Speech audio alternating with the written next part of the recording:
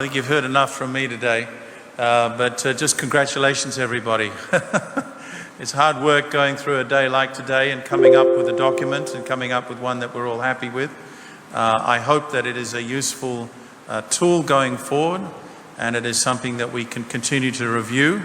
As I said, you have a commitment from Leadership Fiji that we will host another event 12 months from today or around this time next year, when we can go back to these commitments that we've made, but also use it as an opportunity to see how far we are progressing on this issue as we tackle this as Fijians. So congratulations.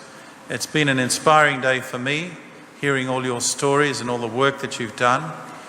Much of it done, I know, in isolation. For many of you, you've just stepped up and volunteered your time and said, we've got to get stuck into this. And I congratulate you all for those initiatives. It's really been quite awe-inspiring.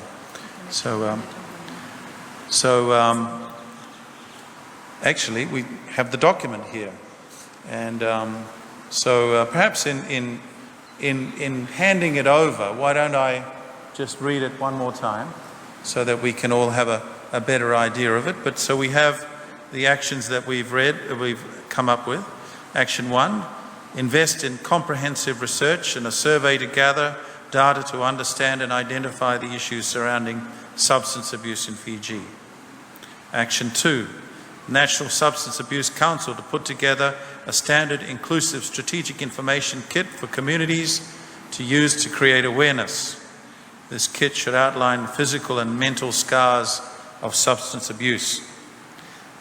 It also needs to include so that's critical. We commit to building and using current networks within the community to spread information on the issue of substance abuse. This should include all government and traditional platforms. We recognise the critical need for rehabilitation centres to be built.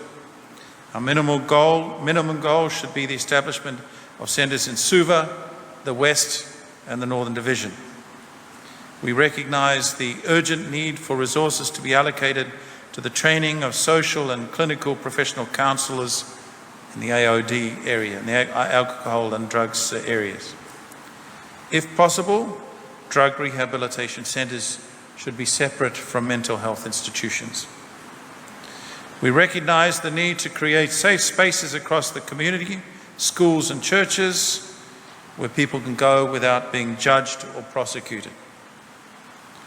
We recommend that the law focus on drug addiction as a health issue rather than a criminal act, and that a working group be formed to look at issues around the decriminalisation of drug abuse or drug addiction.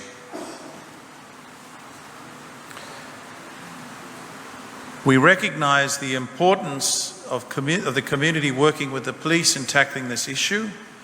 We recommend that crime prevention committees and community policing initiatives be established in crime hotspots to assess the police.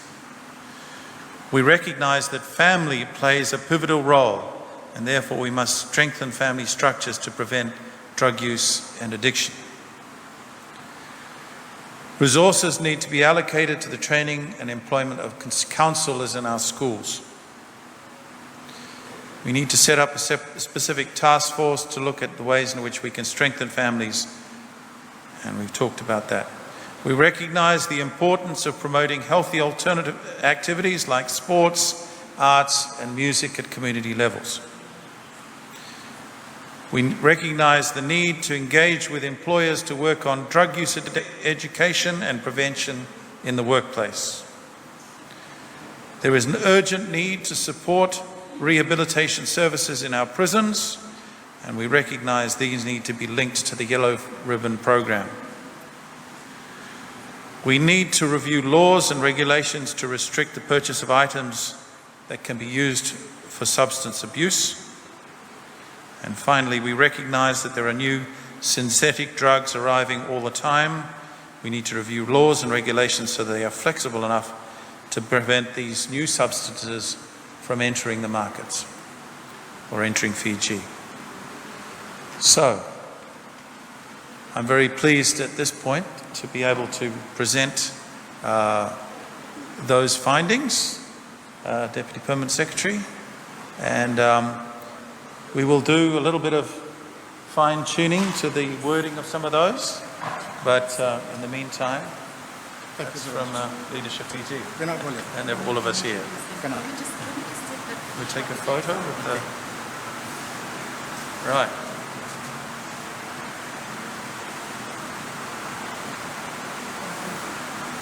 Okay.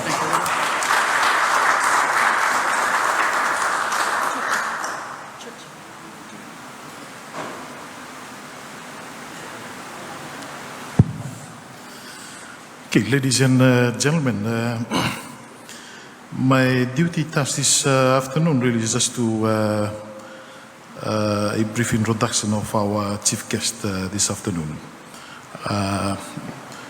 Lieutenant Colonel Eli Modida is our current Deputy Secretary, and he has served as in the Fiji military forces for more than 30 years. And having served in most global hotspots in Syria, Iraq, and of course Lebanon.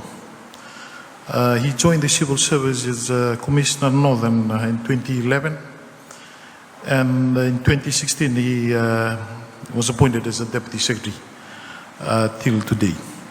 He hails from Tailevu, and without further ado I shall now call upon Colonel Modeda to deliver his closing address. Naka.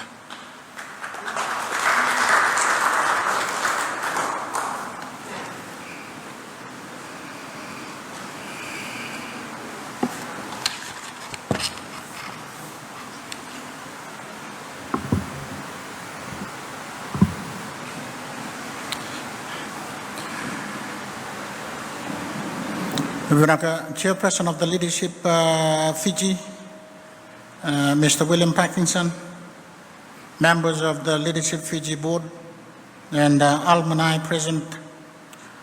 The New Zealand High Commissioner, unfortunately, is not here, Jonathan, but we've got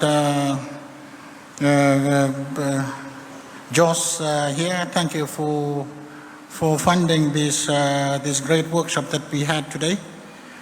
The Dean of the USP Faculty of Science, Technology, Environment, panel of speakers with you from Itoki Affairs, the Matan Tikena that are here. Thank you for your presence and your contribution. Delegates, ladies and gentlemen, and to all students. I could still vividly remember when Willie approached Honorable Minister last 2-3 months in coming up with this great idea into looking at ways and means in addressing these scourges that we have.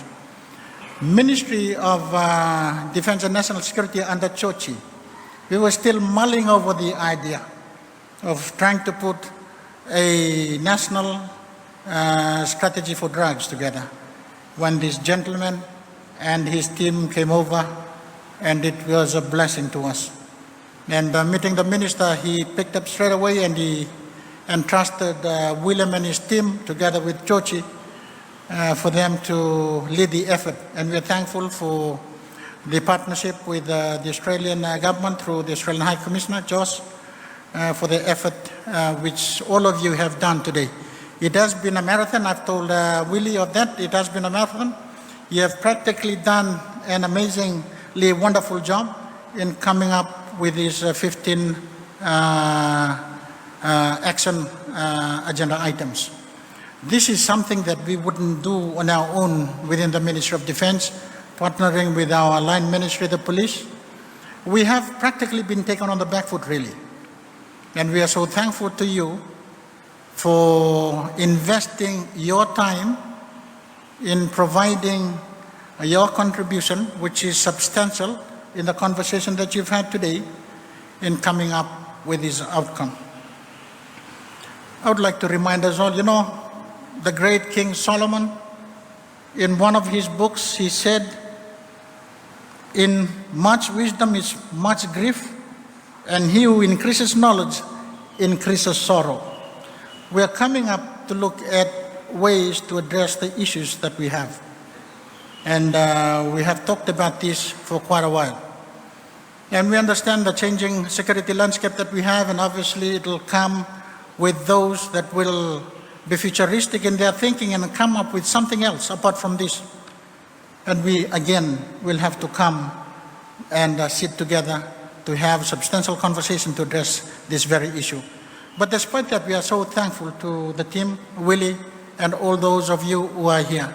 This is the first that we have come up with these outcome documents.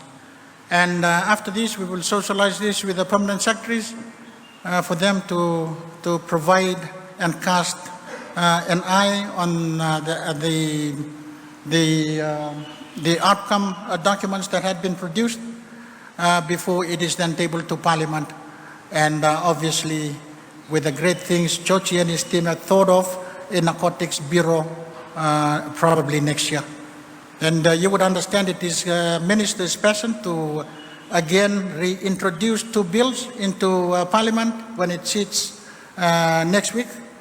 And that is the commitment the ministry has together with you in trying to reach out to our young generation that are here, not only young generation, to those that have succumbed to the scourges of drugs, narcotics, and whatever we've been discussing in trying to address these issues. And again, I would like to convey to you the sentiments of Honorable Minister and the PS, who unfortunately is not here today.